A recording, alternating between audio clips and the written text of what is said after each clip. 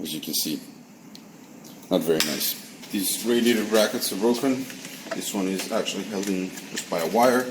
Same thing over here, and once this is unplugged, the radiator is rocking like a boat.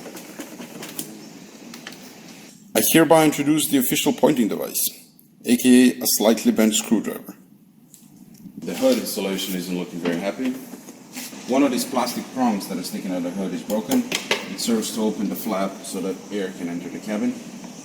This is, by the way, 200 years new from BMW. There's an oil leak from the old separator valve that's mounted on the back of this intake manifold. The headlights are still set up for left-hand driving, given that this car came originally from Japan. So now that this 2-ton third is finally up on the jack stands, and it's probably going to stay there for a while, at least until I sort out the suspension, I'm going to wheel my way underneath and show you what we have there. So I'm going to start from the front and work my way to the back. Looking at the radiator, I can see that it was replaced sometime in 2012, judging by the production date, and they actually used an OEM part, which is Hella. The main auxiliary belt is full of cracks and on the verge of snapping. On top of that, there's a very unpleasant noise coming from the front of the engine. Cue the video. So I'll have to remove the belt and start spinning stuff to see where it's coming from. There is an oil leak coming from the lower roll pan gasket.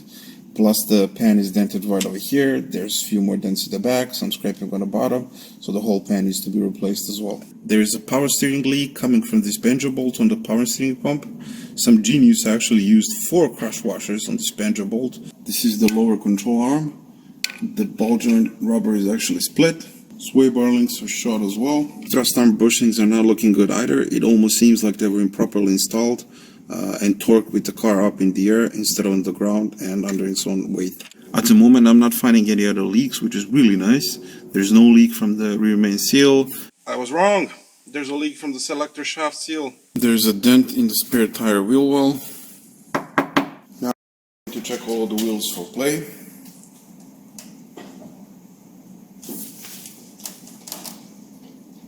This one is okay. This one is okay too. Oh, there is some play here. Wanna bet it's the lower ball joint. But of course, this one is actually okay. But since I have to replace the ball joint on that side, I have to do it on this one as well.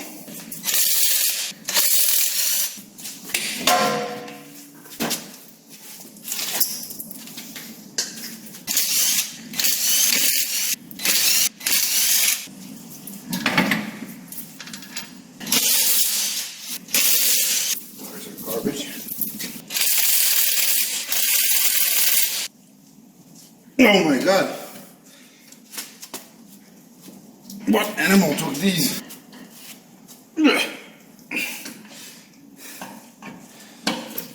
Jesus Christ.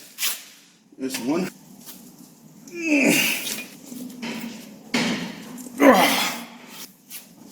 Come on.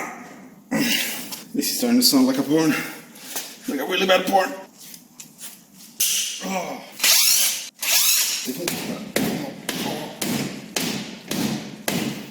Oh.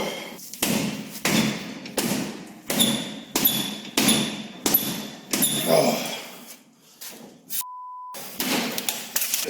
Welded. It's metal.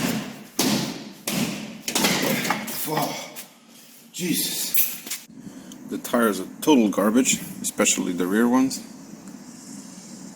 Apparently they're from 2017, although I'm not sure. And I've never heard of this brand. Invo. Yeah, I have no idea what that is.